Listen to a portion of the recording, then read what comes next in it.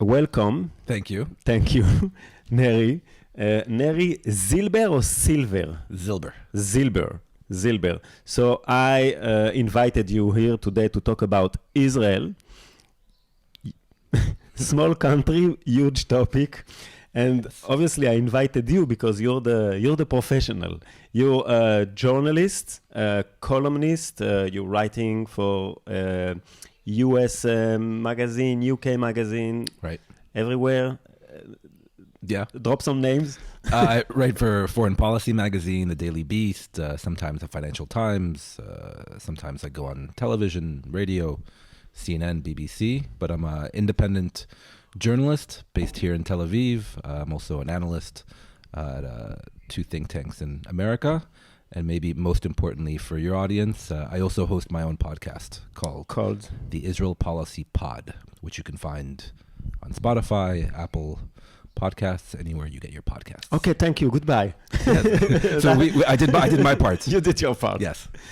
So few words you want to say about you, about living here, how many years? I mean, yeah, I've been doing this for quite some time, especially here based in Tel Aviv, now for over a decade professionally.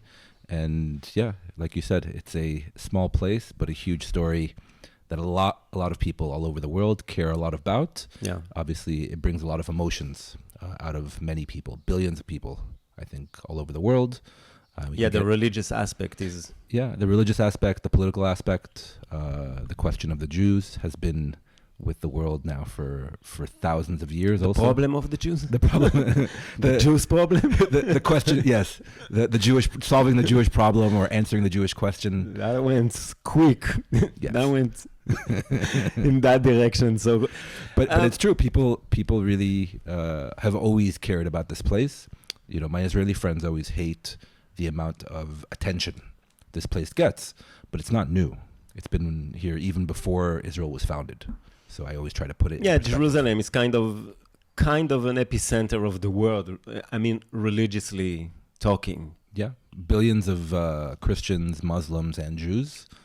More Christians and Muslims, obviously, all over the world than Jews, but they care deeply about Jerusalem, about the Holy Land. I cover a lot of the West Bank, place that you know as well. So places like Hebron, Nablus, Bethlehem. These are places that every school child in America, and not just in America, all over the world knows, right? And Jerusalem, obviously. Yeah, I was born in Israel, but I grew up in France, so that's my French accent in English. That's funny because I have a French accent in English. I don't have it in Hebrew. I mean, way less. Yes. And when I'm struggling with finding some words, they come in French. They come in French? Okay. Yeah. So if you hear me talking in French in the middle of the... that's why. It can only expand the audience, right? So you can have English speakers, French speakers... Yeah, maybe a bit of Hebrew. So growing up in France gives you, I mean, this kind of perspective about the Middle East, especially Israel. And when I came for the first time, I mean, when I made my aliyah, we'll explain it later. Mm-hmm. But when I came to live in Israel, for me it was very different than what I've expected. I mean, it wasn't the land I was dreaming of, and and this relationship is very complicated. I guess for a lot of Jewish people coming to Israel for the first time, the first years are harsh. Yes, it's not an easy place to live. There is kind of a downgrade when you're coming from a Western country. Yeah, look, Israel, as I say, it's an amazing place to come visit. And then people, especially Jews, come to visit Israel, and then they want to move here. And then very quickly they realize that it's not just a holiday destination on the Mediterranean. It's a real place with a lot of positive qualities, and also, as we know, a lot of less positive qualities. And that, yes, you know, it has a lot of Western aspects to it. It's a lot more modern than it used to be, especially over the past probably 20, 30 years. It's expensive, like a modern capital. Yeah, I think it's probably more expensive than most other countries. It was Tel Aviv was voted the most expensive capital Yes. of the world. And if we took your camera out to walk around right now, people wouldn't understand why, because It looks like Kosovo, some places. I've never been to Kosovo. I don't want to besmirch our... I've been there once. Yeah. Albania. I've been in Albania. Yeah, look, there are places in Tel Aviv that people that come visit are shocked that this is how it looks like, but it's all being renovated. The entire city, yes, very, very slowly. It's a construction site. Yeah. But no, look, if you want to start from the beginning, this is a very small, young country. So we just celebrated 75 years. So let's jump in for people who are listening. This episode, because we can talk about so many things. This episode, I want to do kind of 101. What is Israel? What is it? So we can't get to the point that we understand what's happening now in Israel. What are these huge protests that we see? And I think that to understand them, you have to understand the context. Where is it happening? And we have to go back in history. What is it? Can you explain the concept of a Jewish democracy? Is it a democracy? Yeah, look, very easy questions to start off right from the start. Look, I'll try to put it in context, and then we can start it's a debate, right, about the system of government and how liberal Israel is in terms of Western democracies and all of that. But look, the idea of Israel started millennia ago. Jews in biblical times obviously used to live here. We don't need to go that far back, but we can just say that after the expulsion and the diaspora, diaspora of Jews, for 2 millennia, for most of 2,000 years, Jews always said, next year in Jerusalem. So there was always a real strong connection to this part of the world, to the Holy Land, and to Jerusalem, the biblical ancestral home of the Jewish people all over the world, whether they were in Western Europe, Eastern Europe, North Africa, the Middle East. So they have this common dream of one day coming back to the land of their ancestors. Yes. Which is the part that we called Israel now. Some of it. Yes, the part that we call Israel now. It wasn't always called Israel. It had different names. But yeah, and then really in the 19th century, towards the end of the 19th century, the late 1800s, the Jews, especially in Central and Eastern Europe, started mobilizing politically under a political movement called Zionism, which is really the movement for Jewish... That's the word that it's used like a curse today. A curse? Yes. It's not a curse, although there are different aspects of Zionism, different understandings of Zionism, especially here in Israel. What does it mean? Maybe we can get into it in a second. What does it mean? Yes, but historically... Every stone that you're turning... There's a mind behind it. Yeah. Look, people, this is already getting, into deeper waters, but originally the concept of Zionism was the national self-determination of the Jewish people in their ancestral homeland. Basically creating a state, or at least a homeland for Jews where they can run their own affairs, have their own representation, because for 2 millennia, and even before 2 millennia, Jews really all over the world, but especially in Europe, where this movement of Zionism started, were persecuted. So you have constant episodes of pogroms, of expulsions, so you have like the Spanish Inquisition and the pogroms in under Tsarist Russia, and you have Jews getting kicked out of Britain at some point, and on and on and on. So eventually, towards the end of the 19th century, the Jews, again in Central and Eastern Europe, and there's a reason why, because anti-Semitism they felt was rising, so they wanted to move and to create a homeland for themselves, really a movement for national self-determination.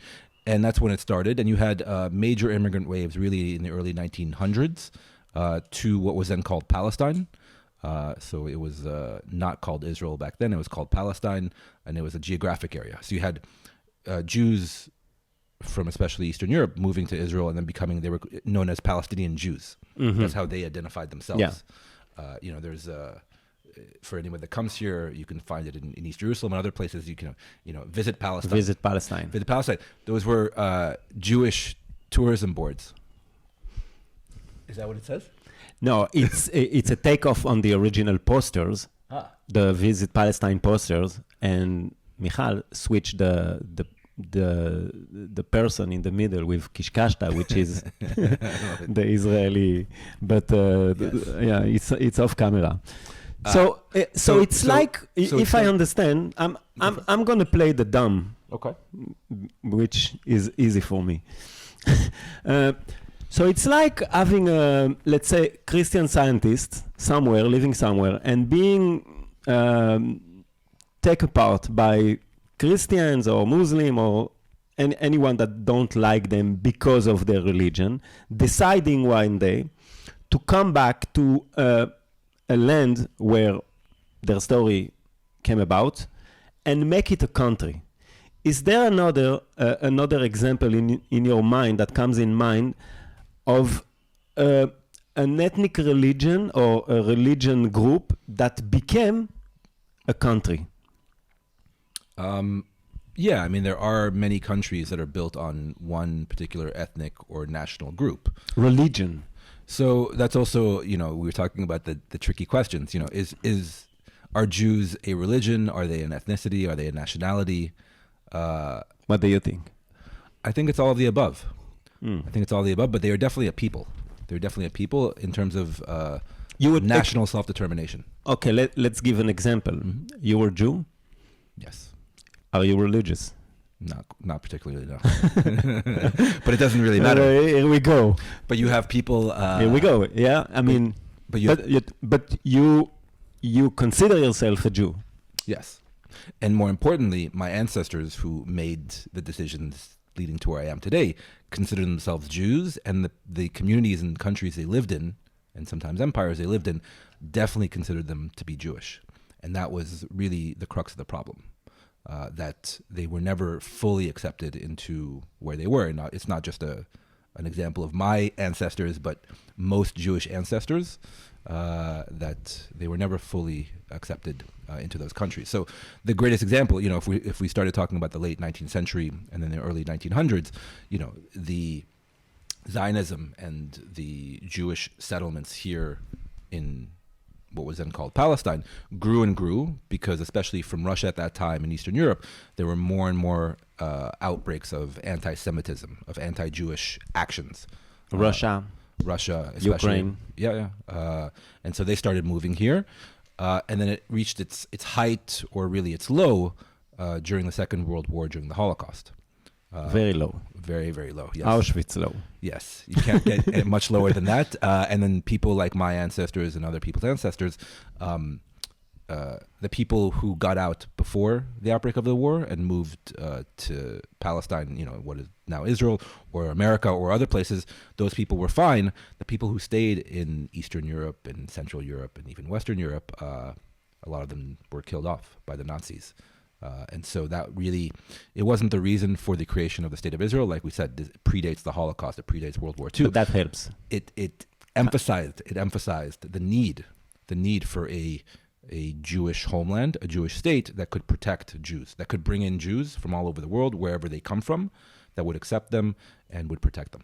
So there is a law to help understand. There is a law here in Israel that no matter where you live now, if you're a Jew, you're welcome to come to Israel. It's kind of the foreign legion. You can come, no matter what. Yes. We'll take you. Yes, and like the Foreign Legion, they give you a passport. Yeah, they give you a passport and everything is forgiven. Yes. Yeah. So that's a law it's very interesting, and it's very in the core of the state of Israel, because anyone can come if you're a Jew. Yes. And if you're not a Jew, it becomes it's not impossible, but it's very complicated to get citizenship in Israel. Yeah. So is it to go back to my first question, is it a democracy? Yeah, and Can it be a democracy? And to go back to my first non-answer, we're gonna get to the Nice we're try. gonna get to the answer. No, I'm not. No, I get you. I'm not alluding it, but it brings us to the creation of Israel, Mm-hmm. right? And it ties into your question, and also ties into what's happening now on the streets of Tel Aviv and and many other Israeli cities, which is that Israel was established as both a Jewish state and a liberal democracy.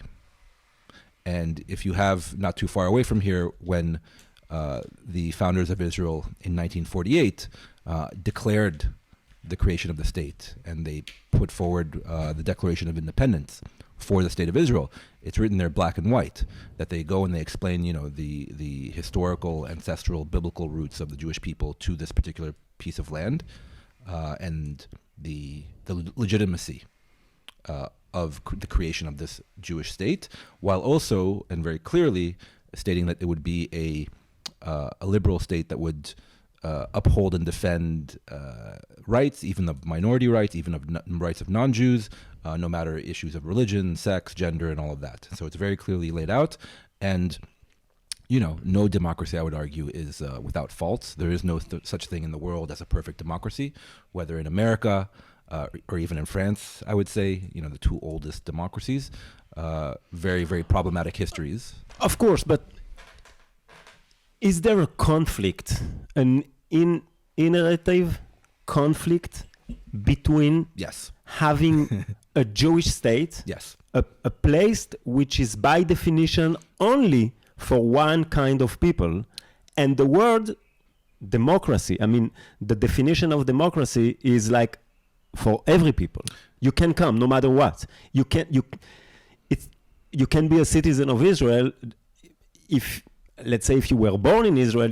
If you're born in the States, you are an American. Yeah, but the States is not a great example. Okay, in France, if you were born in France, your religion is not an issue. You can be any religion you want. So that's I think the most complicated thing to understand for non-Jewish and non-Israeli listeners. Look, that get that for the first time, because when you get that, you can go to the next level. That's the most complicated thing to try to understand the conflict between a Jewish state and a democracy. Yeah, and so very clearly there is an inherent conflict and a tension between being both a Jewish state and a democracy, especially a liberal democracy.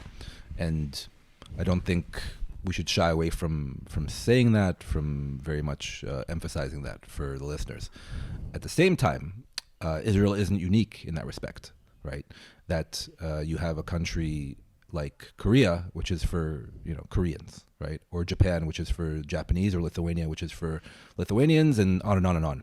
That you have countries, a lot of countries in the world that are based around essentially one majority ethnic or religious type of group. Not religious, ethnic maybe. Ethnic, no, but you have countries that, especially in this part of the world, in the Middle East, that are built around particular dominant religion or particular dominant even family. Right, but they're not democracies. No, but they're recognized as states, as clear states. Of course. Yeah, but even democracies, if I wanted to, I couldn't just pick up and move to Japan. As much as I love Japan, you can't just go and move there. Unlike, say, maybe America or other countries in Western Europe. You can't move to America. You have to have a green pass. I mean, a green card. But there are probably and a green pass. But there are easier paths to, let's say, residency or citizenship in a place like America than there are in Israel if you're definitely not Jewish.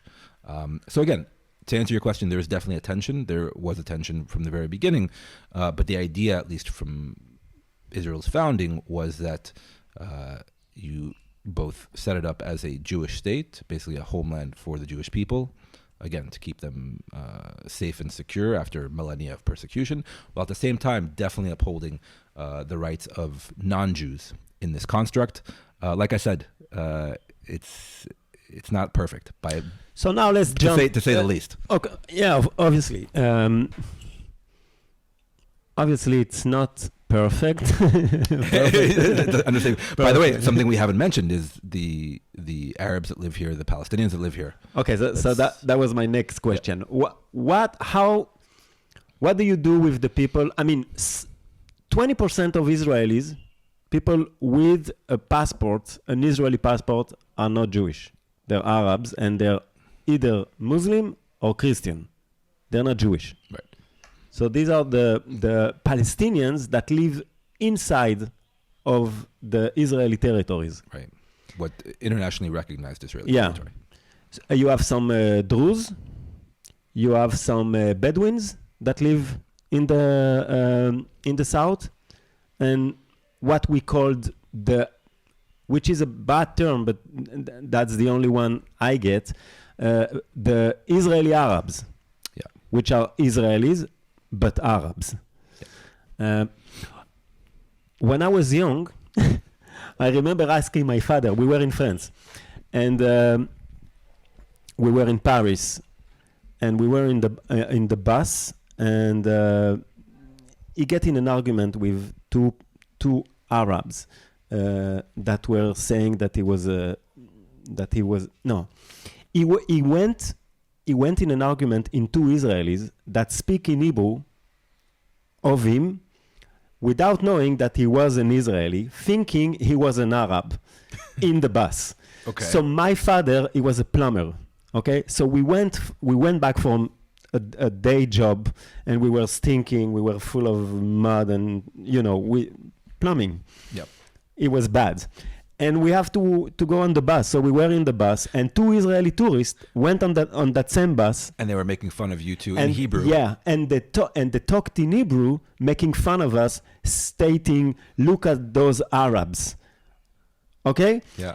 So my father got offended. They get into an argument, and at the end of the argument, we went out of the bus. It was ours. At the end of the story, I asked my father, "But what is the problem? Why do you care if they call you an Arab? Because you actually are an Arab. I mean, you were born in Morocco." He went crazy that day. Yep. I didn't understand the difference. Why do you make... I mean, you were born in Morocco. Your father is from Morocco. You're not from Europe. I'm not from... I mean, half of me is from Europe. And this is also really complicated to explain to people that don't understand the differences between the good Arabs and the bad Arabs and the Jewish Arabs and the Arabs and So make some definitions. So it goes back to what you were saying. Is Judaism a religion? Is it an ethnicity, a people, and a nation? So, like you said, there were such a thing as quote unquote Jewish Arabs. You had Arabs that happened to belong to the Jewish religion, living in Baghdad, living in Casablanca, living in Tripoli, living all over North Africa and the Middle East for millennia, and 99% of them arguably moved to Israel in the late 1940s and 1950s. Why do we call them? Let's finish this once and for all, so everybody knows. Why do we call them Sephardim? Sephardim, Sephardic Jews. Yeah. Why the Jewish coming from north of Africa are called the Spanish Jews? So that because Sephardim, yeah, it's the word Spain in Hebrew. So there's essentially two types of, we should say, ethnic Jews. Right? You can say two types of Jews. It's okay. No, at least two types of Jews. Sephardic Jews, basically Jews from North Africa and the Middle East, and Ashkenazi Jews, basically Jews from European descent. And they have different cultures, different traditions, a lot of times different ways of worshiping God, different types of Judaism, really, in terms of their customs. And so, yes, you were, your father and people who came from Morocco who happened to be Jewish were Sephardic Jews. My peoples who happened to come from Lithuania and Poland were Ashkenazi Jews. But yes, it goes back to your point. There were Jews who were living in Baghdad who were integrated, who were Arabs, who spoke Arabic. I think that this difference is one of the roots of the problem that we have now. I mean, if we want to jump at the end, I don't think we're going to get there. But No, we will. But We're making progress. So we're already now in the 1950s. slowly. But wait, it goes back to your initial question about the Palestinians here, which I think is an important one. So you had the Jews immigrating, essentially, again, late 1800s, early 1900s, but especially after the Second World War, masses of Jews coming here for obvious reasons, especially after the Holocaust. And also a lot of North African and Middle Eastern Jews who were kicked out of their countries after the establishment of Israel. But you also had an indigenous Arab / what we call Palestinian population here that were already here. And They were living here. They were living here. Even before. Before the establishment of the State of Israel. Yeah. Now, we're not going to go into the full history of the Israeli-Palestinian conflict, but the bottom line is that in the small parcel of land, basically on the eastern Mediterranean, between the Mediterranean Sea and the Jordan River, there are two national movements. Two peoples, right? The Palestinian and the Jewish people, the Arab and the Jewish people, essentially wanting the same thing, which is national self-determination. So on the one side, on the same land. On the same land. So on one side you had Zionism, right? Stating the same capital. Yes, Jerusalem, Al-Quds in Arabic. And so, yes, that's the root of the problem. So you had essentially the establishment of Israel, and despite the fact that you, like you said, you have Arab citizens of Israel that in theory have full rights and citizenship, although that's not, in practice what usually happens. Let's be honest. It's complicated. It's complicated, but they have citizenship, and they live basically in what is considered Israel proper, the borders of Israel from what they call 1948, after the establishment of Israel, and you have Palestinians without citizenship in Israel, without real kind of political rights, who live in the West Bank, who live in the Gaza Strip. Some even live in East Jerusalem, and these are areas that were conquered by Israel in the War of 1967. But we're already at 1967. Slowly, but just so we make it clear, these are the same Palestinians that live in Israel. These are the same people, families, same people. They just had the chance of being on the right side. This is Neri, I guess. The other Neri. I don't have money for you, but I can give you my card. מה אתה צריך? יש לאמא? אמא לא פה. אני אביא לך, תביא לי את הארנק מלמעלה.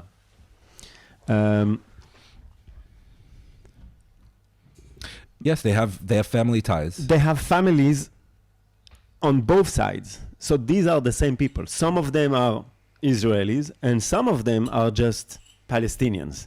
Yes. It's really complicated to get to understand that. But I wanted to went back to the Ashkenazis and the Sefaradim, so we understand, because when you understand the difference between these two kinds of Jews and the time that they came to Israel, right. Because they didn't arrive at the same time. It was a wave of immigration, and the first waves were the Ashkenazim, right? Those coming from Europe, creating the state of Israel, and then came from the south, from the north of Africa. Yep. And they were called... And the Middle East. And the Middle East. And they were called, by the first wave, Arabs. They were kind of the low Jews, yes. Right? And then started this hatred between those two kinds, which we can see today. This is the root of what's happening now. The Israel Harishona and Israel Hashniya, the first Israel and the second Israel, right? That Netanyahu is using so cleverly to despair and conquer. To divide and conquer. To divide and conquer. Yeah. So that's the division that still today is a weapon to use when you want to divide the people of Israel. Yes. So different waves of immigration, and like you said, the Mizrahi Jews or Sephardic Jews. Mizrahi is Eastern, so right? The Eastern Jews or Sephardic Jews came later, Yes, and it's true that the Ashkenazis who came, even before the establishment of Israel in 1948, and the people who founded the state, who controlled the country, were more prosperous, had more money and more opportunities. They were the elites. So we are a very small country with waves of immigration, Mm-hmm. and each wave feel kind of upper class. Yeah, but feel kind of. I mean, you can it's see like that, with the last. Yeah, it's like that everywhere. It's like that everywhere, right? But in Israel, it's very prominent. You can feel it. You can feel when the last waves were the Russian waves Mm-hmm. and the Ethiopian wave. Right. They're living, and I think it's some kind of by design. They're living in very, very different areas than the first wave lives. So That's why the tension. there is definitely tension, and it's definitely in many respects used by politicians, especially from one side of the political divide, to curry favor with those specific groups, right? That you're being put down by the elites, especially by the Ashkenazi elites, no matter the fact that they're talking about things that happened 50 years ago, right? Now, I'm not saying that's not important and that there isn't a tail to what happened 40 or 50 or 60 years ago. But at a certain point, and this is the beauty, the positive, we're talking about, positive and less positive sides of Israel. For my money, Israel, in terms of being an immigrant state, and also a very young state, has done a remarkable job integrating all these various Jews, primarily Jews from all over the world with different cultures and backgrounds and socioeconomic levels. When you say integrating, Mm-hmm. what do you mean? How Ronny, I feel as well as I do. that the integration of being an Israeli is like taking a young kid that doesn't know how to swim and just throwing it in the water and see what happens. And the one who managed to get out of the water on their own, they are called the integrated. And the one who are drowning or going back to where they come from didn't get the chance. I mean, look, there's always the integration is you can always is harsh. You can always do better, right? I'm not saying things are perfect, but in terms of especially our generation, maybe our parents' generation thinks in the older terms, but our generation, I sometimes don't even know if a friend of mine is Mizrahi, Ashkenazi. In many respects, it's a mixed. He's mixed because his parents, one came from Syria and the other one came from Poland. And so what is he? Today nobody cares. I totally agree with you. And the Russian Aliyah, the immigration wave of the 1990s, very, very difficult circumstances coming from the former Soviet Union. But now, 20, 30 years later, some people you don't even know, maybe the name will give it away, but they're fully Israeli. They sound Israeli, they look Israeli. I mean, they might be, blonder and more, pale-skinned than others, but you would never know that they were maybe born and they moved here when they were 2 in 1994 from Georgia. You would never know that in terms of how they act and how they speak. Now, again, it's not perfect. But the country is making a very bad job at integrating people. I mean, it's not their first. On the contrary, I think it's like they're doing everything they can to make it hard on you. I mean, as a new immigrant, as someone have been through all the process, it's so hard, and you have to be kind of desperate to make it.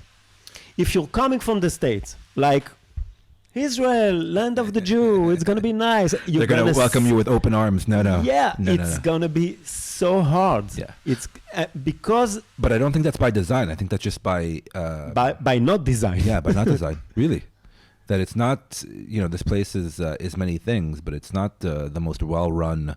It doesn't run like a Swiss train. Very, very. It runs like a Middle Eastern train. When I was the first time when I came in Israel, I went in an office at Misrad HaKlita. It's the Ministry of Integration. Yes. They have a Ministry of Integration. Yeah. And absorption. Absorption. Misrad HaKlita. And in the office of this person who was receiving me and to open my case and stuff, there was in the back behind her, there was a picture of a landscape of Israel in the south, the desert, and it was written. I'm losing my words. It was written down. We never promise you a land of roses. And that was the welcome to Israel. I mean, they give you some stuff. They help you a little. But my integration was the army. Yeah. It was that melting pot. And it really is a melting pot. It was like, okay, go to the army, do that 3 years, and then we'll talk. Yeah. And it was so hard. It was so crazy, and you have to integrate. Yeah. You have to speak Hebrew. You have to get it. You either sink or swim. That's exactly that. Yeah. And you were in the paratroopers? Yeah. And who else was in your unit? You have Ashkenazim, everything, Sephardim, everything. Everything from every, and there was no difference. I think Tzahal, the Israeli army, is the true integrator, is the true melting pot, because they're throwing people together, not having the same background, language, culture, money, nothing in common. And now we do this together. As Israelis. Yeah. I lose a friend, Peter Rappaport. He was from a Russian background. He died in Lebanon, and you just realizing that he was. I just realized that he was Russian when you met the family after. You say, oh, right, these are Russian people. Yeah. They have different culture of mourning, it's different. Right. Okay. So, no, but I think, look, I think you're right. I think I'm also right. You know, this place is impossible, and yet somehow it has functioned and does bring in now millions of Jews from all over the world, like we said, from different backgrounds, for one particular goal, which is, you know, to initially establish and then live in this Jewish state that also very important for most people here, maybe not everybody, that is also a liberal democracy. Now, the problem from the very beginning, obviously, was the minority, the Palestinian minority, both inside Israel and also later on after 1967 in what we call the occupied territories. Let's go back to 67. What happened? The West Bank. What happened? Well, what are you talking about? There was a war in the Middle East that took 6 days. The 6-day war. 6-day war, it's called in Israel. I think it's the June War in other places. What happened? How it started? I mean, just background. Look, the Arab-Israeli conflict had been going on since even before Israel was founded. We don't need to get into all the details. Even before 48, but again, that's not important. In 67, there was a real fear that Egypt, along with other neighboring countries to Israel, were going to actually preemptively attack Israel. And they closed off a major access point by sea in the south. Again, the details are not important, but Israel felt the need to actually preempt what it was believed to be a imminent attack by the neighboring Arab countries, and in 6 days conquered the West Bank. It's called the West Bank because it's the West Bank of the Jordan River. So it was part of Jordan. It was part of Jordan. Of the country of Jordan. Of Jordan, at that yes. time. Yes. Including some part of Jerusalem. Correct. East Jerusalem, which is... that were, quote unquote, liberated. Right? Yes, liberated. The Western world. Conquered. Occupied. Whatever term you want to use.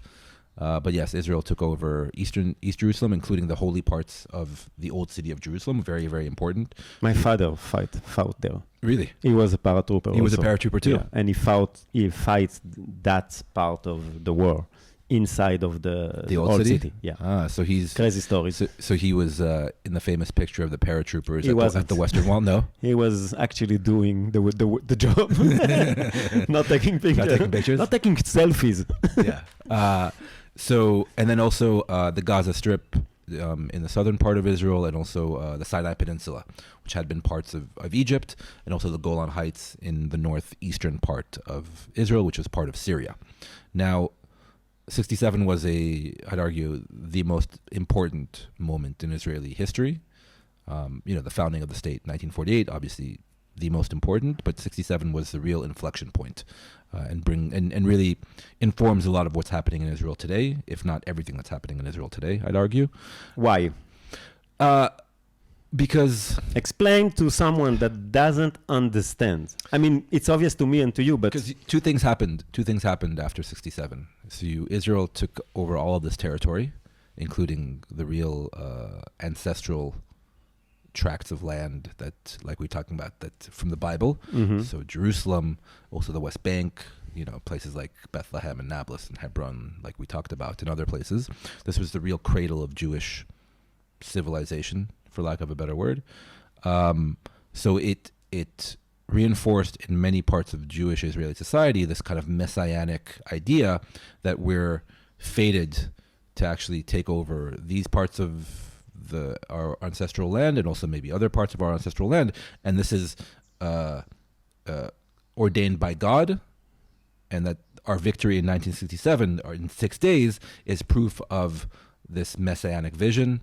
And more than that, a small country, a small army, a small army fighting against all the odds, 3 countries, against Syria, all the odds. Jordan, Egypt, at that time, against all the odds, and then very shortly after 1967 to re-emphasize this kind of messianic vision, which got a lot of credence in Israeli Jewish society. They started building, in a lot of these occupied areas, in the West Bank, East Jerusalem, even Gaza, Sinai, the Golan Heights, in order to assert Israel's hold on these territories. And then number two, and the other thing that happened in 1967, Israel took over not just the land, but also millions of Palestinians who were living in that land. So why Israel in 67, after taking all these lands, didn't, instead of just occupying them, make them part of Israel?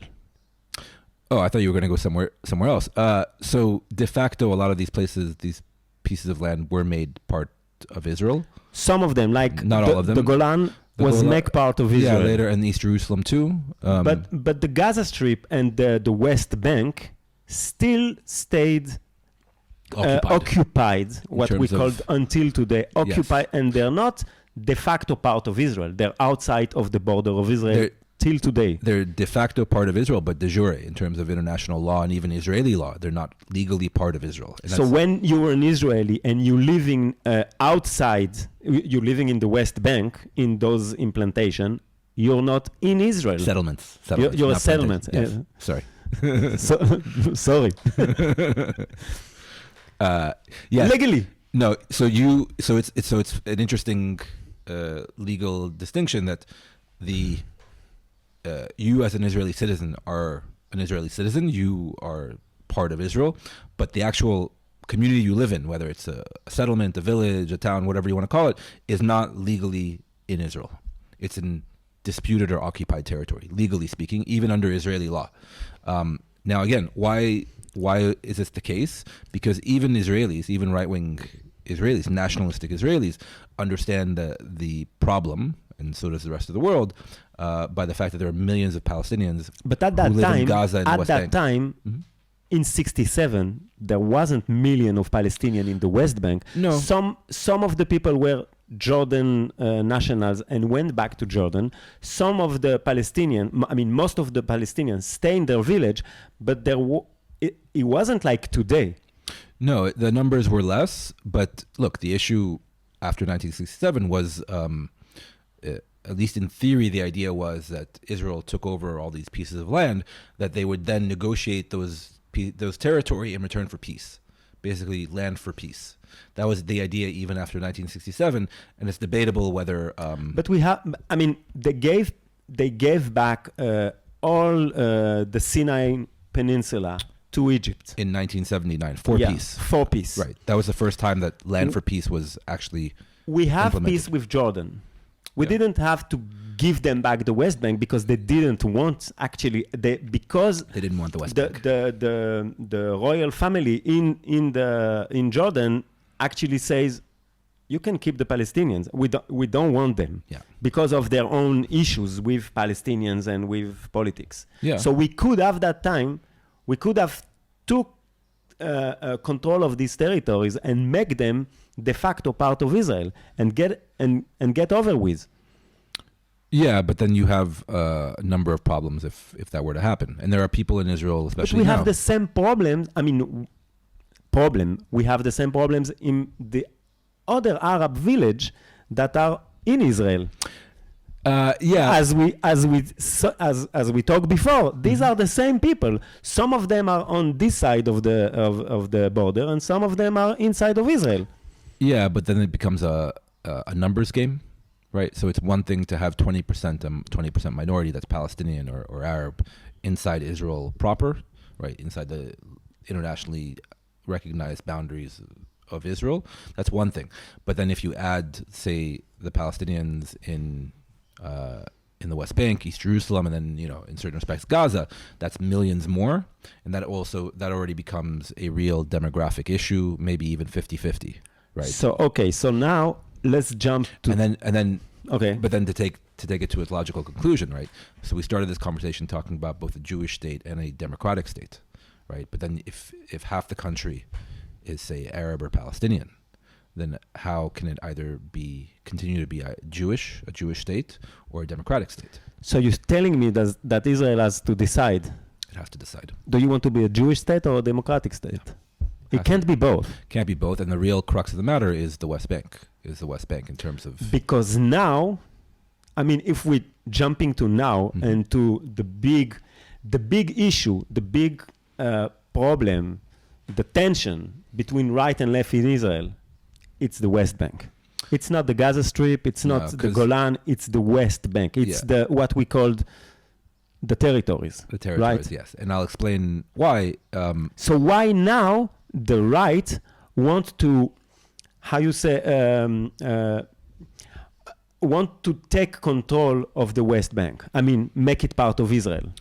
I mean, they've been wanting to do this for many years. I think now they feel that their power is growing. But it's important to say... But regarding what you were saying just a minute ago about the people living on the land, what is their plan with that quote-unquote problem? They have no plan. Look, I've spent a lot of time reporting in the West Bank and settlements in the West Bank, a lot of time. And you talk to them, and the more kind of moderate, pragmatic ones say, we'll kind of solve that problem when we get to it, but it's important for us to stay here. The more kind of religious or ideological or Messianic ones say, God will eventually provide a solution. But they have no real... God will come. Yeah, they have no real answer to that question. They really don't. Now, just to backtrack a little bit, Israel withdrew both its army and settlers, and there are about 8,000 settlers living in the Gaza Strip. I'm making coffee, but I'm... Sure. Are you still recording? Yeah. Okay. You're on the mic. Okay. So make me a coffee too, sure, while I explain the history of the occupied territories. So Israel withdrew from Gaza in 2005. So in terms of settlers living there and Israel actually controlling that territory, that was solved but not solved. At least the settlers were pulled out in 2005. The Golan Heights is very different. There are no Palestinians living there. It's mostly a few thousand Jews. There was no problem there. So there's no kind of demographic or even nationalistic real problem in terms of the Golan Heights.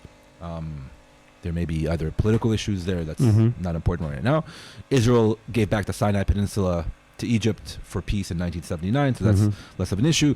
Jerusalem, the most complicated issue. We'll leave that for now. But really, you remain with the West Bank. And that's the core of the issue. That's the core of the issue. And you have now, since 1967 up to today, 600,000 Israelis? Settlers? 600,000? How many Palestinians? About, in the West Bank alone, about, I want to say 2.5 million, 3 million. So now you have 2.5 million people living in the West Bank in a very, very small place, wanting to make it a country.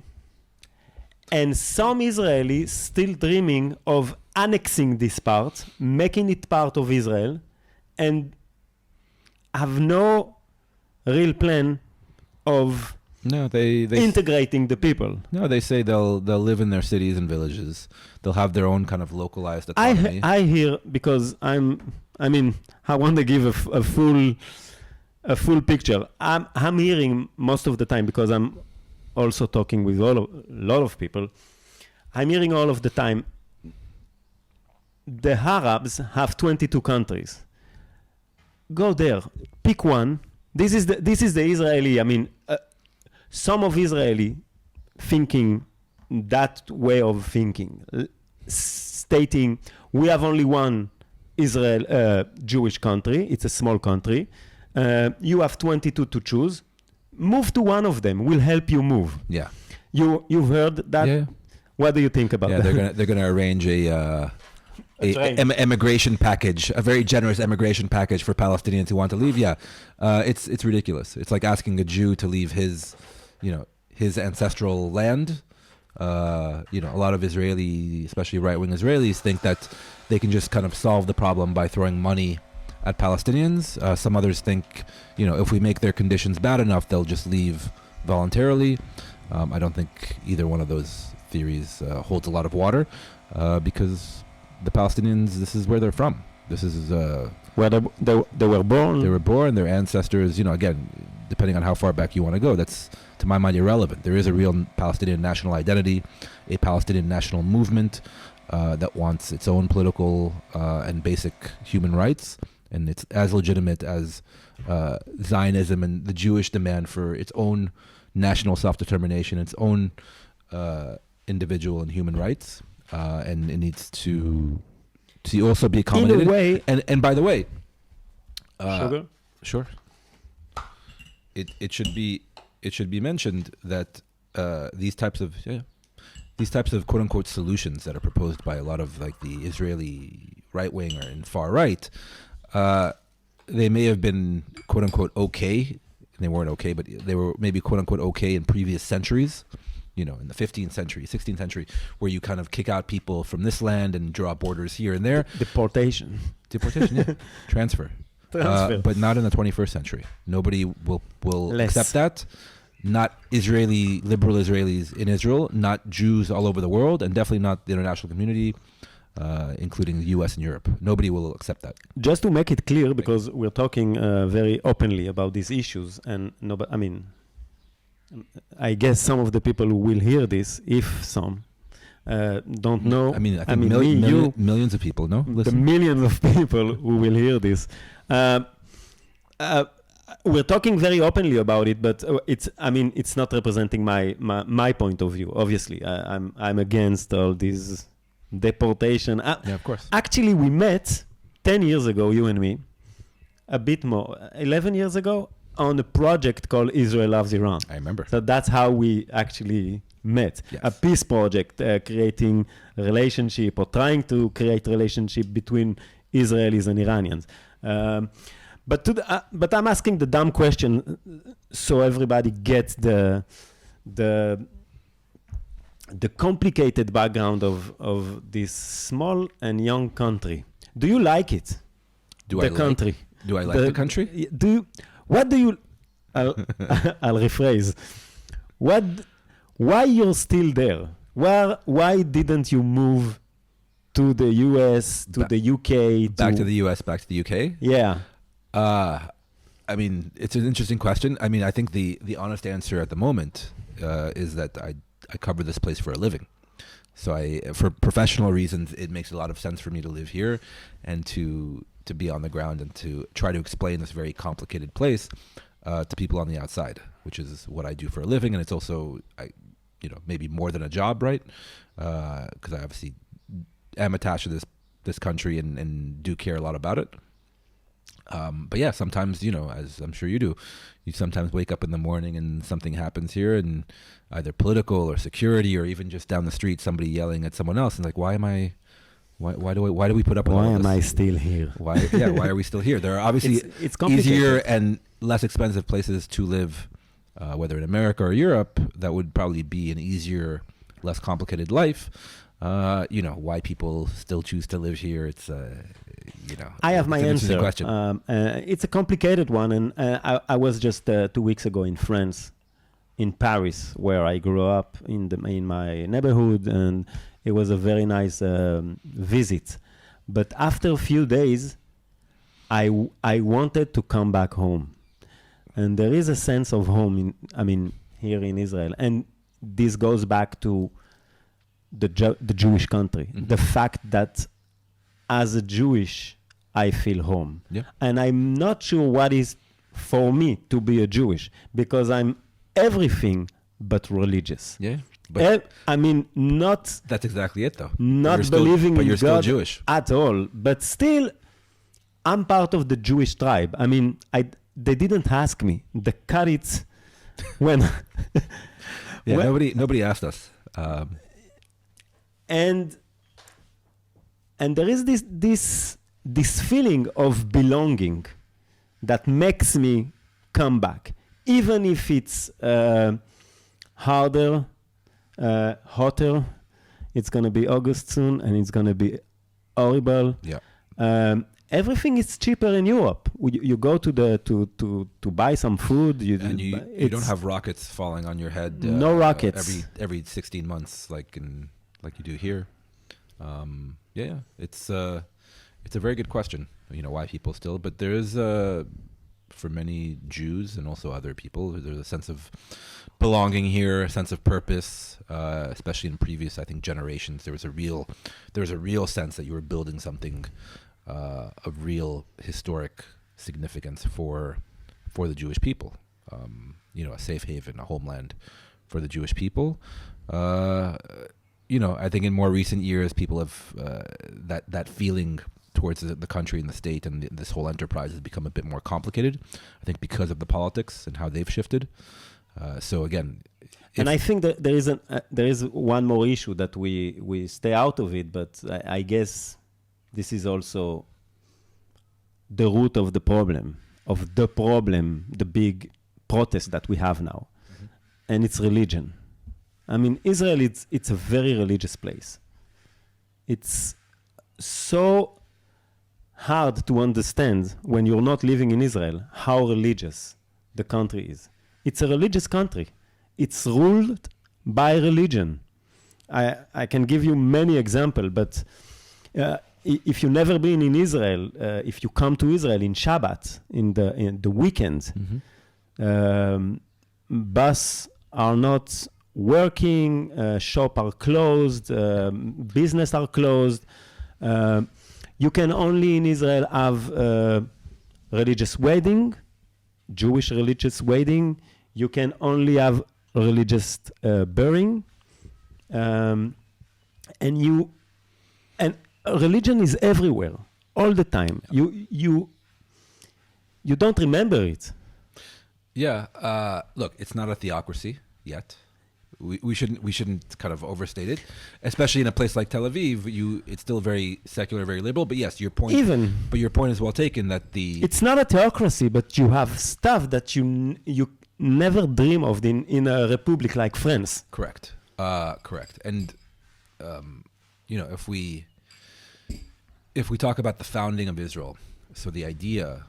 We talked about a Jewish state and a democratic state and all of that, but there is no separation. But it was built by secular socialists. Obviously, it was. It's not that obvious, but we know that. Yeah. But it's important to stress that from the beginning, even before the beginning, and for many decades, it was the Hebrew country, not the Jewish country. Exactly. People here that were running the show, the government and the leaders were socialist. They were secular. That was the ethos that kind of seeped down into the people.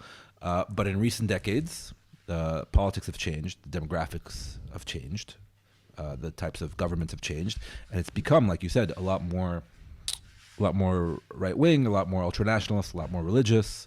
I feel like that is definitely. I have to give an example, so to make it understandable.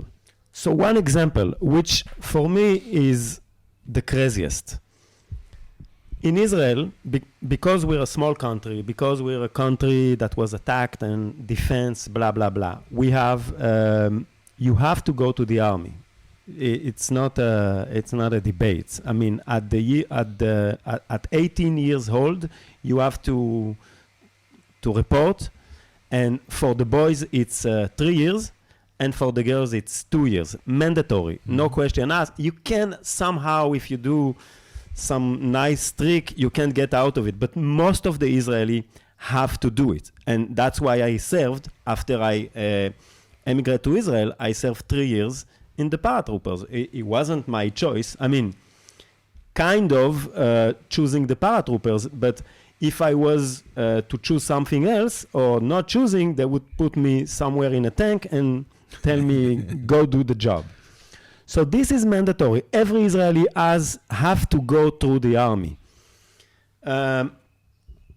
For some reason, for some political reason, the ultra-Orthodox are exempted of the army, which is crazy. I mean, I have to go 3 years. My boy that was here, like Neri, he's 12 now. He will be, the girl is 16. She will be 18 in 2 years. She will have to go to the army. Nothing to do about it. She can't leave Israel. She can decide, I'm leaving Israel and I'm not coming back and I'm moving to the UK and whatever. But if she's staying in Israel, she will have to serve. The religious people, the Orthodox people, are exempted for the army by law. Mm-hmm. The idea without this exempt is that they are serving the army by praying God. Yes. Which is, what? What are you saying? And again, if it was like the original law when it was created to give an exempt to some few, a very few people who have decided to learn and teach the Torah, okay, you can make some exempt for special people who are very into the Torah, who are very into sport, very into, I don't know, music. Okay, you have one musician that is a phenomena. Right. Okay, don't send him to the army. Okay. And the craziness is not stopping there. The craziness is this minister. Now I'm getting into the issues. Yeah. This minister from, because we have in Israel a religious party. We have 3, 4. We have parties in the Knesset which are religious. Yes.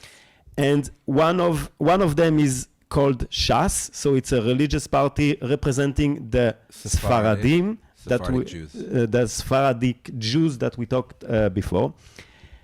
And so this guy not doing the army, obviously, not serving the army and not representing people serving the army. These guys are always trying to make laws and decide how the army should work vis-a-vis the religion. Yeah. Because they want the army that they are not serving into to be a religious army, which is crazy to me.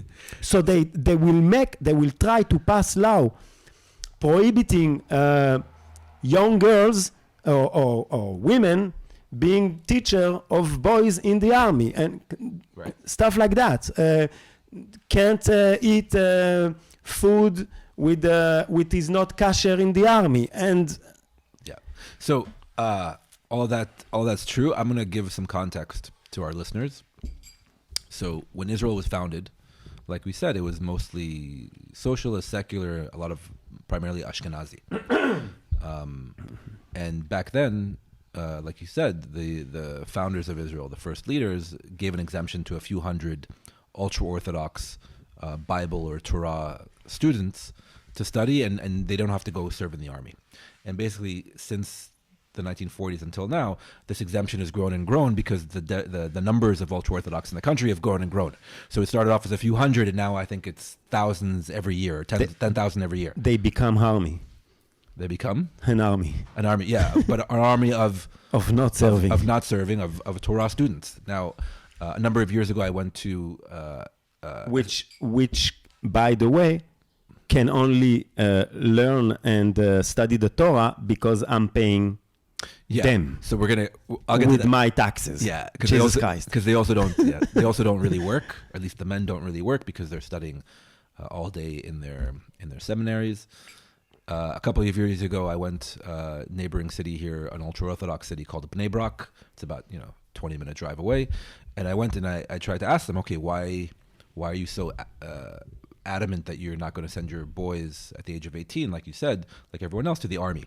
And they said, look, Israel has an air force, Israel has infantry, it has armored corps, and all of that. We are the Bible Corps, we are the Torah Corps. What we do, in their minds, is just as important as F-35s and missiles and paratroopers. We protect the state of Israel and the Jewish people just as much as any paratrooper brigade. That's what they truly believe, that they are doing the most important thing. Now, that's all very well and good. The only problem is that their numbers are growing and growing, that it just becomes unfair for people like you and others who send their kids at the age of 18, and the others sit at home studying and don't.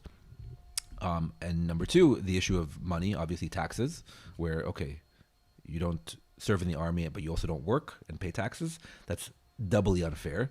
And then number three, and this brings me to the bigger point, the demographics in Israel are changing.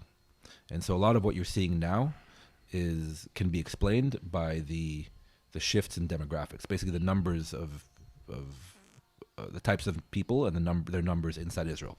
So the best way I know how to explain it, and this isn't my idea, this was a former president of Israel called Ruby Rivlin. He talked about the 4 tribes of Israel.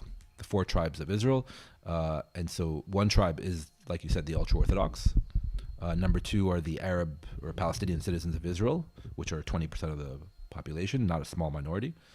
The third one are basically called the religious nationalists, basically the settlers. They wear kippahs, they're very religious, but they also they do serve in the army, they do work. Their problem and our problem with them is that they also like to build settlements amongst millions of Palestinians in Jerusalem and the West Bank. That's a huge problem in my mind. And then the 4th tribe of Israel, and what used to be the majority tribe, basically what they call the mainstream secular Zionist tribe of Israel. Basically people who are not that religious. A lot of them are oftentimes secular or were very secular. They do serve, they send their kids to serve in the army. They did serve in the army. They work, they pay taxes. This tribe of Israel, this 4th tribe, used to be the clear majority from 1948 until maybe 20 or 30 years ago. The 90s. The 90s, basically. What's happened is that this formerly dominant tribe of Israel, the secular Zionist mainstream, is becoming less because the tribes like the ultra-Orthodox, making a lot of kids. Yes, the settlers and also the Arabs, they're making a lot of kids. So you go... Because the poorer you are, the more kids you have. I mean, it's a socioeconomic issue. It's also, it's a mitzvah for the ultra-Orthodox to have as many kids as possible.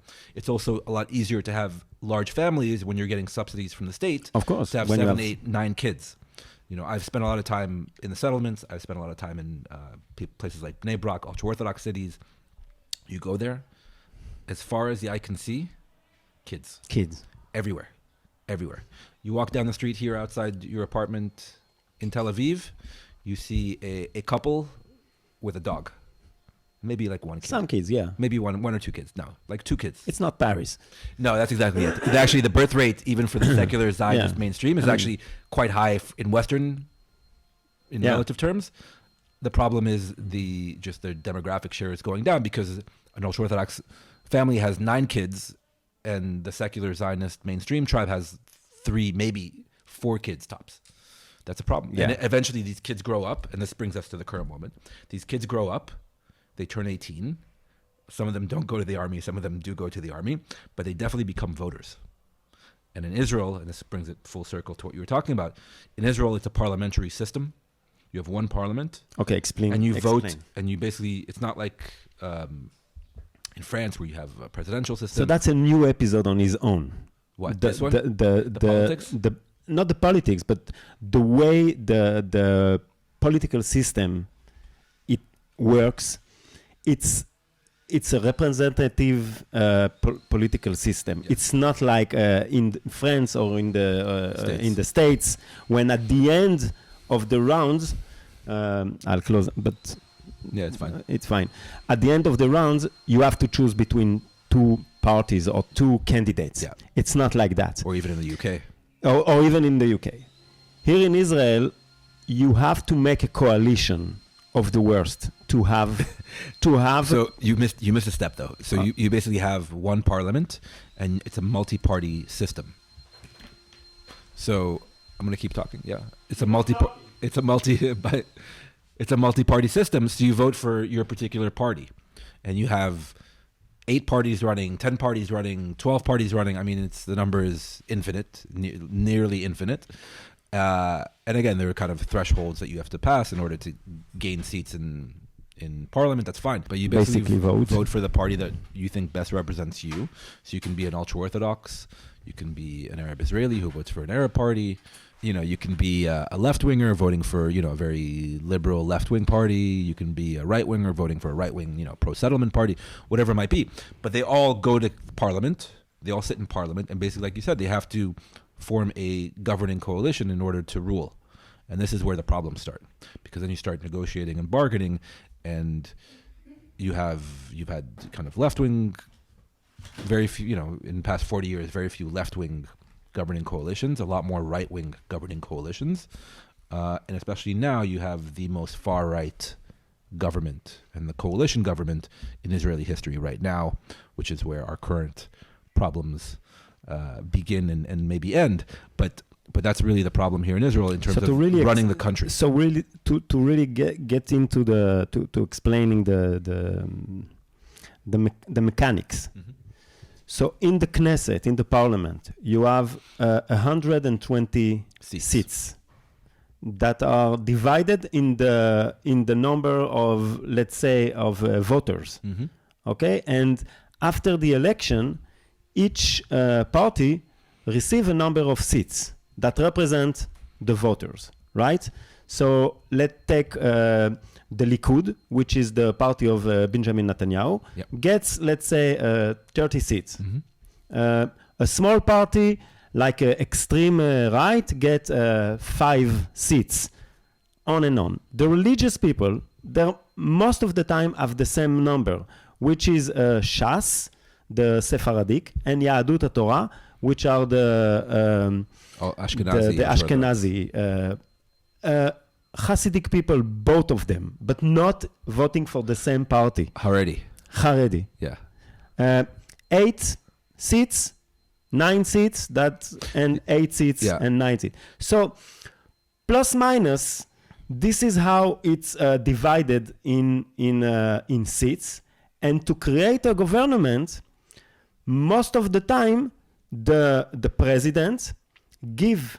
The president, we have a president. Yeah, but he's a figurehead. Yeah, he's a dick. But he's the president. Not my opinion. Not my opinion, just for the record.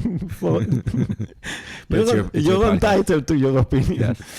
So the not dick president gives the biggest party, most of the time, the opportunity to go and try to create a coalition. And so to make a government, you have to get 60 and 61 majority. A majority of 61 seats. Mm-hmm. And that's how you create a government in Israel, which is most of the time bargaining with the small parties. Correct. We have 2 years ago something that it's an anomaly. It's crazy. The smallest party of all, which was at that time the party of Naftali Bennett, which is on an extreme right party, went to the left and to party of the left, even Arab parties, we also have Arab parties in Israel, and say, you know what, I'm the smallest, but if you give me the opportunity to be prime minister, I will make a coalition with you. Yeah. So the smallest party the person represented the smallest part of Israel became Prime Minister of Israel. Yep. It's not happening in any country in the world. Very, very few, if at all. Yeah, but that's also the beauty? I wouldn't say beauty, no. No, okay. I wouldn't say beauty. The craziness of the Israeli that's political crazy. system. It is crazy. And to make it simple for our listeners who don't closely follow Israeli politics, basically you have an election, and then say Bibi Netanyahu, who everybody I'm sure has heard of, his party, the Likud party, wins 30 seats. He still needs at least 31 more seats in order to form a government, in order to form his coalition. And so then he goes usually to the right-wing parties and say, okay, what do you want? What can I give you? What can I give you? What can I give you? So you vote for me. So you join me in government. And this is where it's Dark Vader. No, I mean, look, it's politics, Okay. but the issue is what he's willing to give and what he more recently promised a lot of these kind of right-wing or so religious give me parties. an example. What is he giving to whom? So even just recently, so Israel had yet another election this past November, and Bibi finally won, clear majority. Finally, he always win. Most of the time he's winning. Israel had 5 elections in 3.5 years. Bibi didn't win, not once. Yeah, but he got to be the prime minister at the end of the rounds. Because he was for the last 20 years. Yeah, Bibi. Let's be clear. Bibi is the longest serving prime minister in Israeli history, from 2009 till 2021 straight.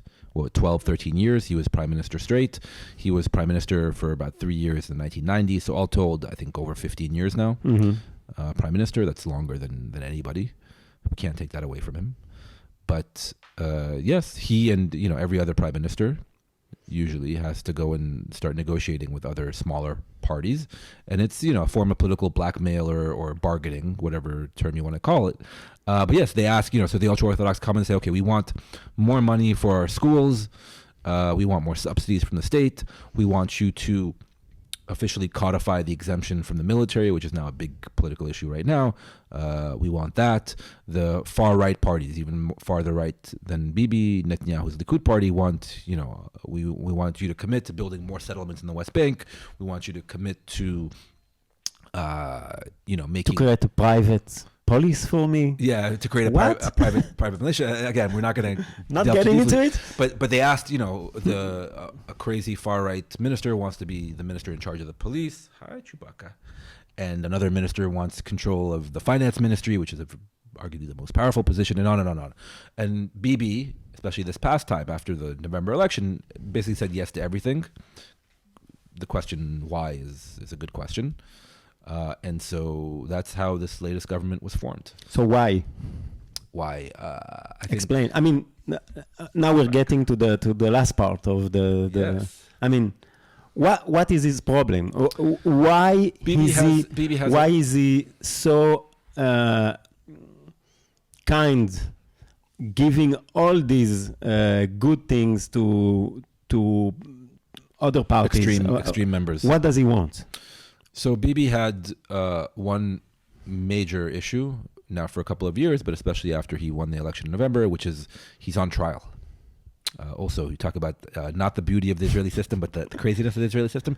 Yes, a prime minister that was prime minister, ran to be prime minister, and is now the serving prime minister, is also on trial in Jerusalem District Court for corruption, bribery, breach of trust. Abuse of power.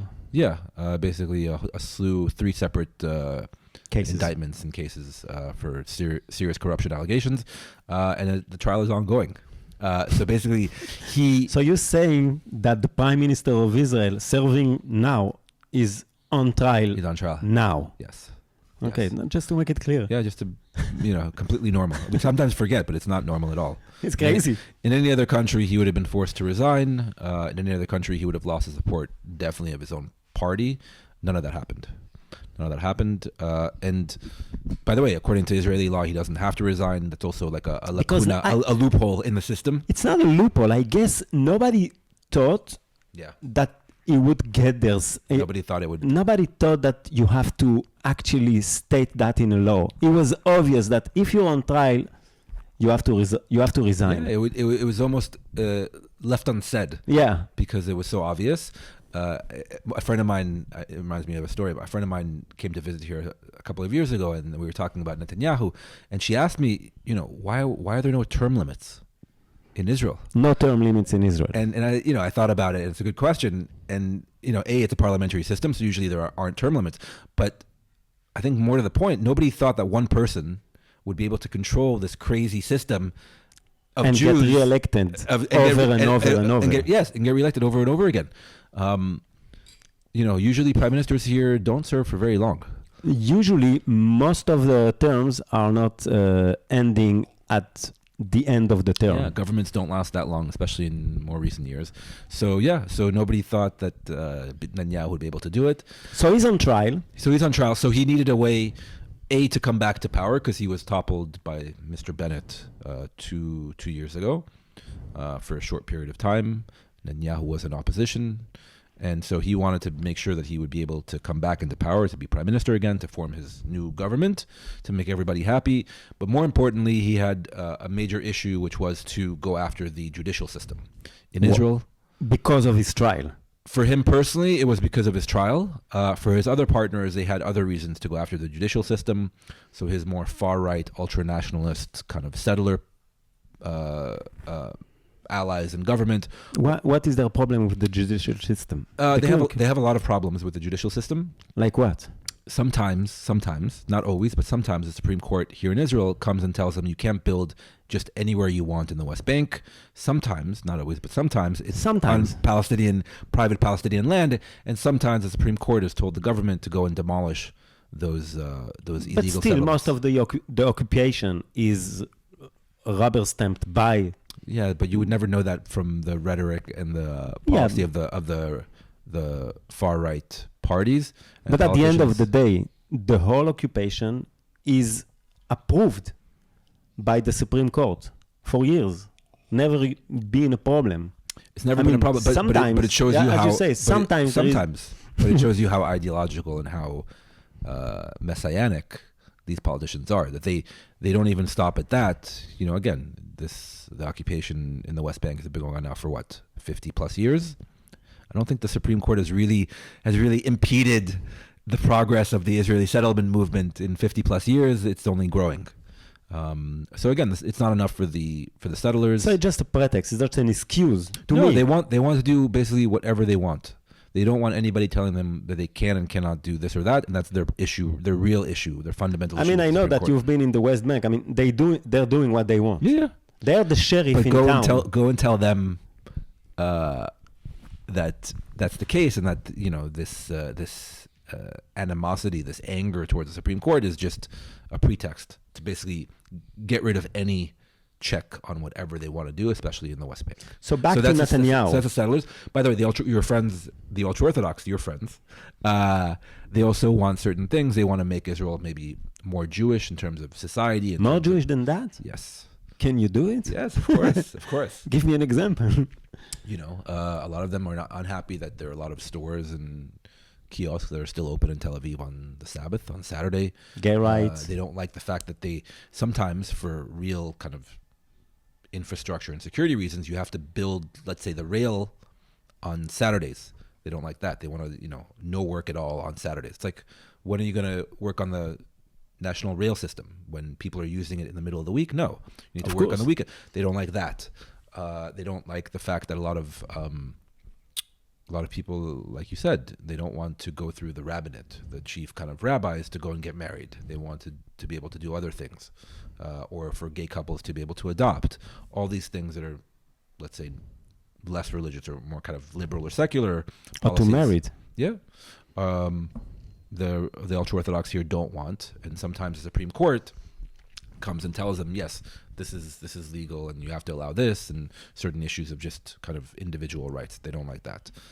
So there are a lot of very good reasons on top of Netanyahu's trial that this current government, led by Bibi, is going after the Supreme Court, which brings us to the hundreds of thousands of Israelis who are now demonstrating against this government and supportive of the Supreme Court and the judicial system. What's happening now? Let's finish it. Let's finish this episode. Let's finish strong with current events. What's happening now?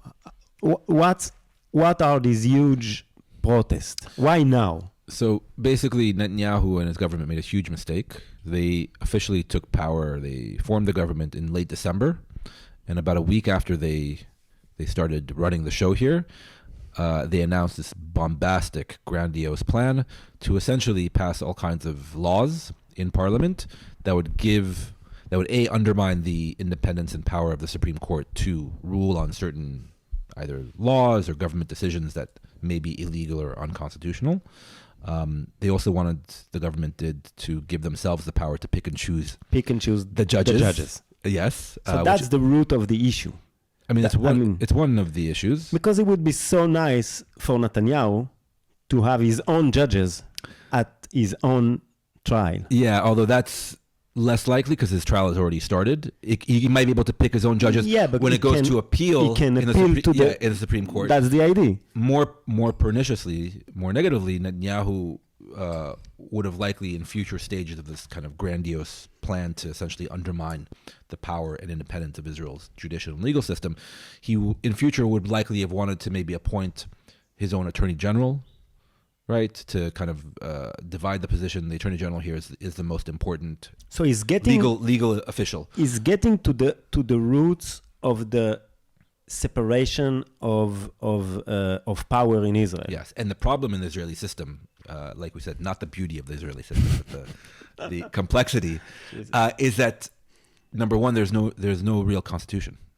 There is no constitution. There's no constitution at all. We didn't get around to it. They didn't write one. So there's no kind of set rules of the game, number one. Number two, under the Israeli system, there's no division of power, say, between the executive, between the government and the legislative branch, the parliament. Unlike, say, in America, where you have a president and you have Congress. And not only that, you only have one body of legislative body. The Knesset. Right. It's not a two-tiered system with an upper house and a lower house. There's only one house, right? So there's not even a division between that, where you have, say, the opposition ruling the upper house and the. There is no opposition in Israel. No, we'll get to that in a second. But basically, there's no checks and balance on the government. The government and the parliament are basically the one thing when you have a majority in parliament. So basically, you have the executive and the legislative that are one thing. The only other branch of government that can check the legislative and the executive is the Supreme Court, is the judicial branch. And the whole idea behind this Netanyahu government plan was to essentially get rid of that, handing, in theory, unchecked power to the government and to the majority in parliament to pass any laws they want with a simple majority of 61 to make any decisions they want, to hire and fire whichever government official they want without the Supreme Court telling them what they can and cannot do, to build wherever they want, say in the West Bank. Again, and actually making Israel, and transforming Israel from a democracy to So that was to a dictatorship, to a theocracy. I don't know how you call it, but when you have this 61, again, it's a majority that was elected. But the moment they have no check, no balance, they can decide tomorrow that all, let's say, Arab citizens are no more citizens of Israel, and so they can decide whatever. Exactly. So to take it from the theoretical to the practical, to the tachlis, as I'd say here, they could have passed these laws, and they could have woken up one morning after they passed these laws and said, okay, we're going to outlaw the flying of the Palestinian flag in Israel. Whoever flies the Palestinian flag, 10 years in jail. And usually the Supreme Court would have to weigh in on that and say, it's illegal, it's an unconstitutional bill. Or they can come and wake up in the morning and say, all the Arab political parties that are allowed to run, that we talked about. Not allowed. Yeah, they're not allowed anymore. They don't really recognize us as like a Jewish. Not Zionist. They're not Zionists. They're not, obviously they're not Zionists, but they don't recognize the Jewish and democratic nature of the state. They're not allowed to run anymore. In a second, they can get rid of 20% of voters in Israel. Thereby saying they don't even have to change the election law. They can say, okay, 20% of the public doesn't count anymore. And usually, right now, the Supreme Court would say, no, you can't pass that law. It's an illegal law. So that was the danger. That was the fear of many, many Israelis when this plan was introduced. Thankfully, over the past 5 months, there was a huge reaction, an eruption by arguably the majority of the Israeli public against these plans. And there were massive and growing demonstrations on the streets, as we know.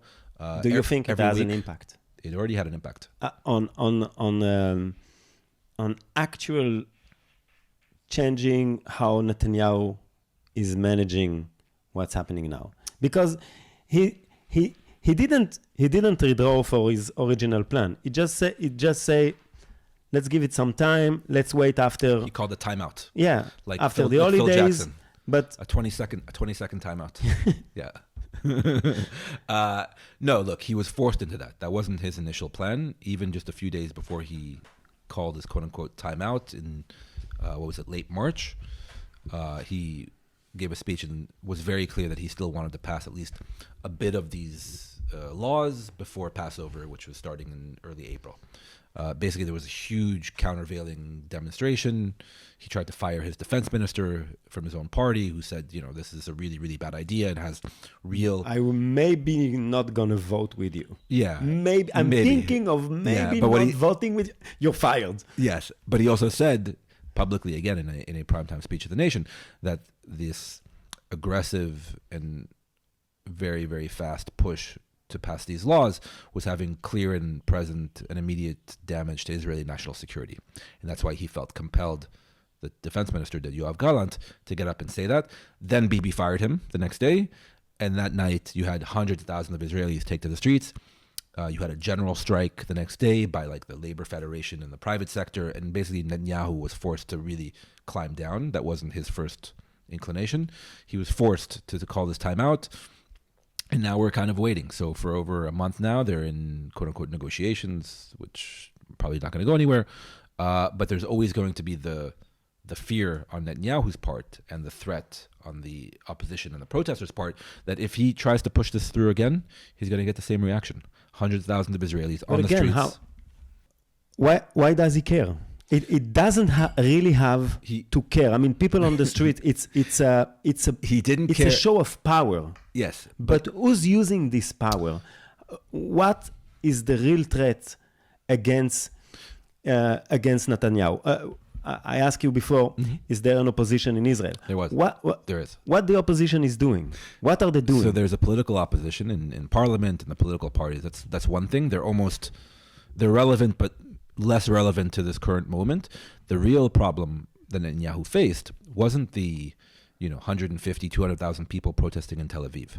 That's he doesn't really care about us, about hundreds of thousands of people demonstrating in Tel Aviv. His problem was the rebellion inside the army, and specifically the reserve army of the IDF. I loved when the minister from the Shas party, the religious party, said that people not going to the army, striking in the army, was his red line. Yeah, it was a red line to him. Not serving a day in his life, but people striking in the army, this is a red line. The craziness of this government is... This is crazy. That you have senior ministers in this Netanyahu government coming out against the reservists who have, by definition, served many, many years in the army because they're now reservists, either in the Air Force or Special Forces or infantry or whatever it might be. You had senior ministers in the government saying, it's not moral for you to refuse to serve, while half the cabinet never served a day in their lives. It's even more than that. Half the cabinet were against the law. There were people... Ben Gvir, Smotrich, these people were, they were wanted by law. Yeah, At some point in their life, they were kind of terrorists. Yeah. Smotrich was arrested in an attempt to make a fire, to blow up a car in a military compound. Well, I thought it was the highway here. No, he was on his way to go to a military compound in the West Bank. Okay. And these guys are now running the show. Yes, which is saying the army. Yeah. Who are they who are the reservists to strike? So that was the big issue for Netanyahu, that it was causing real damage to the military, and it wasn't just his defense minister saying this; it was the generals themselves, basically telling him this. Privately, and also telling the defense minister, which forced the defense minister to actually get up and say what he said. So it was the army and also the tech sector and the private sector, and basically the economy. The damage to the military and the damage to the economy basically forced Netanyahu's hand. Those are two things that... But he has no other choice now. it's either he goes with his plan or he resign. I mean, it's a lose-lose. How do you see him? How do you see him resolving this issue? So it's a very good question. Nobody knows the answer, not even Bibi Netanyahu.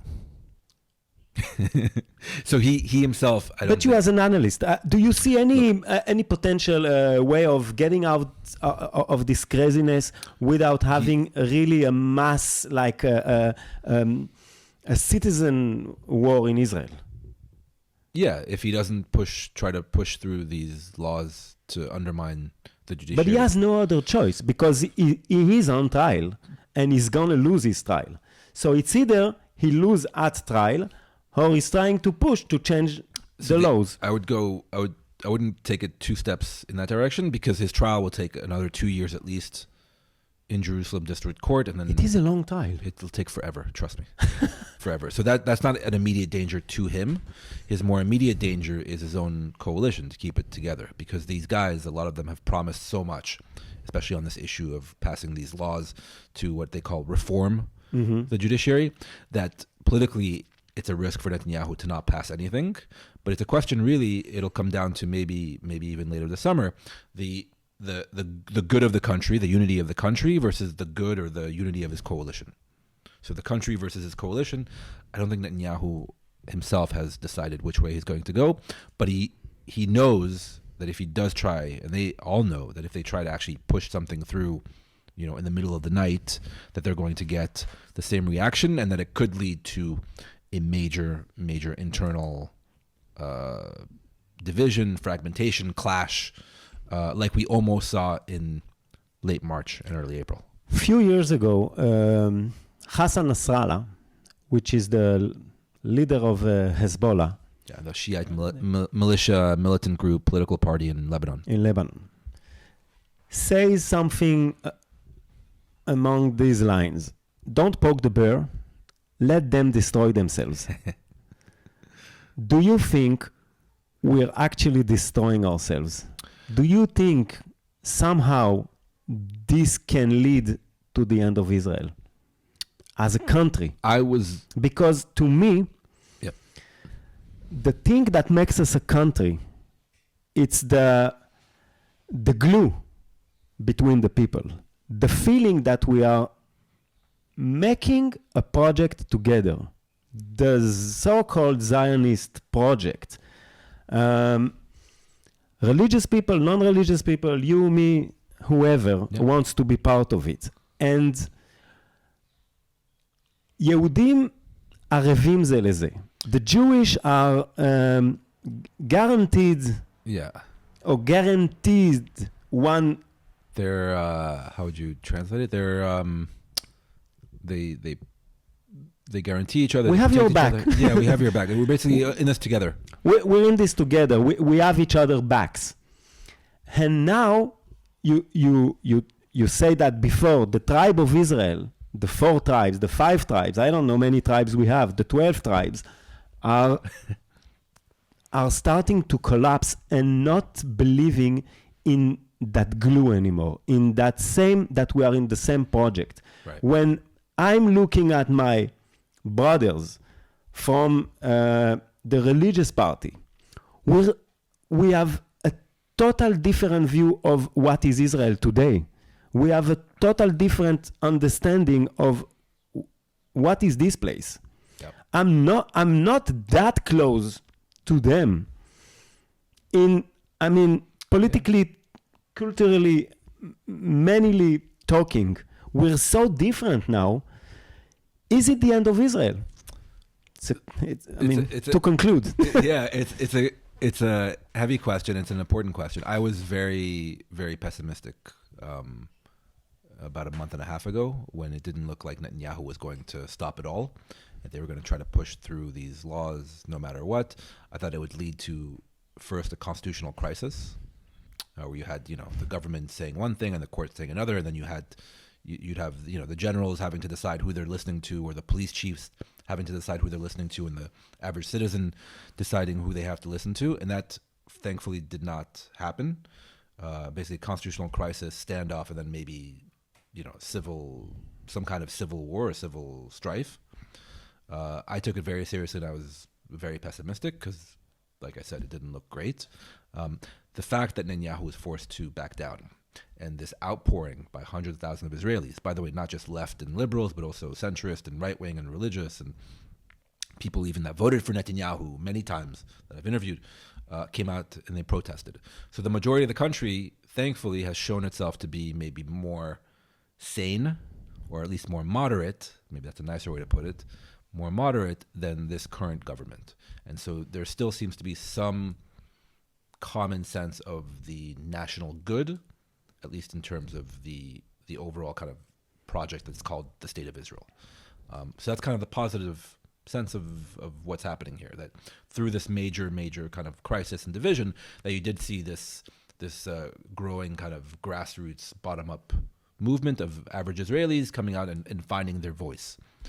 And maybe there's a silver lining here. So exactly right. Maybe out of this madness, something good came up. Exactly, and that likely elections are unlikely maybe in the next couple of months, but hopefully the idea is that in the next election, later this year, next year, in 2 years, that this is transformed into real political power, and a new government and a much better government is actually voted into office that can repair a lot of the damage of. You're so optimistic. Years. That's the optimistic version. I'll give you the pessimistic version. I don't see any. I'll give you the pessimistic version. Any political figure that I would gladly vote for. That's a political. But that's a. But to create a government that will change. Yeah, a government. I mean, you have to have some kind of. Of leadership. Yeah, but a government. Who's your leader? If you have to vote today, if you're revealing your. I'm a journalist. I can't. I'm not getting into it, but I'm going to speak in broader terms. That once you start talking about like which political party or figure or government even that you want to see come into power, that's more kind of the tactical issue. Yeah. The bigger kind of strategic or even historic question is whether there's still a constituency, still a voting base here that can actually vote in a moderate, say, more liberal government that can actually do good things for most of the people here and not take it into a more extreme and definitely ultra-nationalist, more religious, right-wing direction. And for me, the last couple months have shown that, in theory, there is still that voting bloc, that voting public that could actually vote in that kind of government. That's the positive side of the ledger. The more pessimistic side is that I'm likely one of the few people who I've been covering the protests, the anti-government protests here from the very beginning, from early January, in Tel Aviv primarily, but not only. It's all over the country. But I'm likely one of the only people that actually went to Jerusalem about a week and a half ago. There was a big 200,000 people, maybe more, pro-government, in favor of the judicial. Yeah. And I went there because I'm a professional. And that's what you do. And let me tell you, it was a completely different world. A completely different world. How different? I mean, it was like the different types of people. So a lot more religious, a lot of settlers, but not only. Like I said, there was more clothing and more guns in the protest in Jerusalem than you have in protest in Tel Aviv, which is a lot more secular, a lot more younger women, and just Tel Aviv hipsters and all kinds of people from Tel Aviv. And up there in Jerusalem, it was let's say a different crowd, a lot more families, little kids, again, demographics. And you had the speakers, a lot of them senior government ministers and people from the government, basically saying, it was like we were living in alternate universes, right? We are, which again, I'm talking the pessimistic view, that how would it be possible for the people protesting in Jerusalem the other night and the people in Tel Aviv actually live in the same country and just have a common baseline? There is one solution. It's always the same. Two-state solution. A war. No. That's always what works, right? No. But again, this problem isn't unique to Israel. You see it in America where, these days Republicans and Democrats can't even. But they don't even have a common language. The huge difference is that America have the luxury, can afford this luxury of being so polarized and separate. I mean, it's not impacting the very fact, the essence of the United States. Israel, it's a very small country. I mean, we actually are in the Middle East. We're not in America. We're in the Middle East, and we have Hezbollah, and we have Gaza Strip, and we are in a bad neighborhood. Yeah. We're not in peace. And the moment we're not together, that's the moment when your enemies decide to let's finish them. Yeah, although I mean, yeah, that look, there's Israel obviously has a lot less room for error. It's a smaller country. It's a younger country. That's what it's a much makes tougher Israel neighborhood. Strong in the 6 Day War, in the Kippur War. That feeling that my father, he came from France to fight. He actually he was living in France in the Yom Kippur War, and when the war started, he went went to the airport, looked for a plane, and came to it. Nobody asked him. Yep. And many Jews over the world did that because they had that feeling of we have to defend the state of Israel. This is our place. This is our country. Mm-hmm. And I think that if this kind of war started today, I'm not sure that so many Jews will come to defend Israel. Jews from the outside, that's a good question. But Jews here in Israel, I think, would actually show up still. Despite the political differences and everything, if a real war broke out tomorrow morning, people would put aside their the lefty pilots will still do the job. Yeah, they will.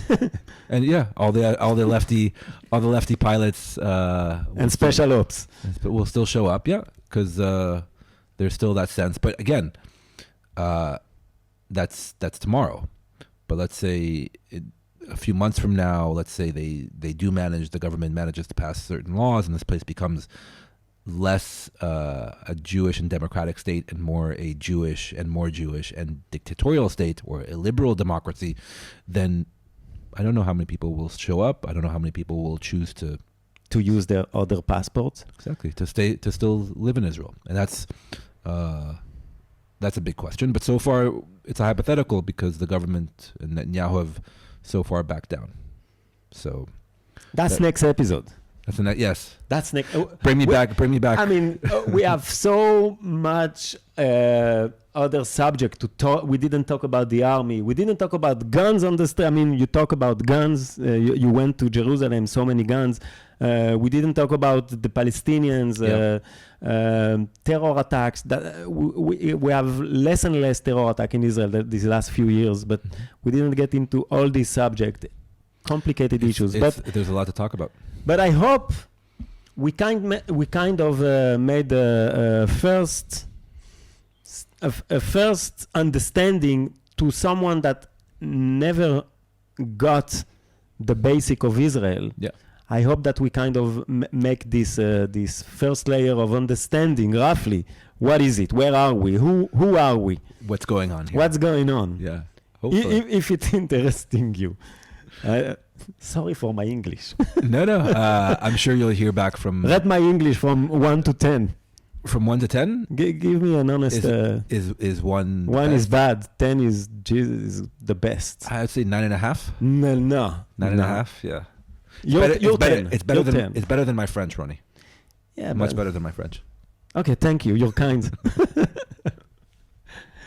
Okay, any last words? Let's state again your podcast, Israeli Politic Pod. Israel Policy Pod. Oh. What he says. Israel Policy Pod. We come out, once a week on these types of current events issues with journalists, analysts, politicians, and by the way, not just from Israel, but from the Middle East and America and other places. And I'm on, I don't know where you're watching this, but if you're watching this on YouTube, so I'm on YouTube, and if you want to listen it, so I'm also on Spotify. The name of the podcast is RonnyVE, which translates to Ronny and it's always someone like Neri today. So today it's Ronny and Neri. RonnyVE, yes. RonnyVE Neri. And not your son. Not my. It's another episode. Totally. Next week? Next week in English. Okay, thank you. Thanks, Bye-bye. Ronny.